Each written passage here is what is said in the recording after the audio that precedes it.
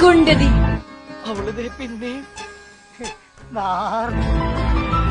പെച്ചുണ്ടതി ഇപ്പൊ ഒന്നുമില്ല, പോയി കാലത്തോ അപ്പൊ പറയാ എപ്പോ വേണമെന്ന്. എറുണ്ടതി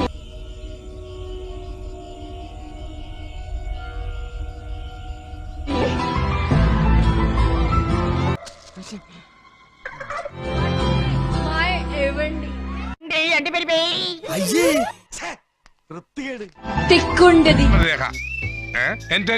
ഞാൻ എന്താ കാക്കല്ല പെച്ചുണ്ടതി എറുണ്ടതി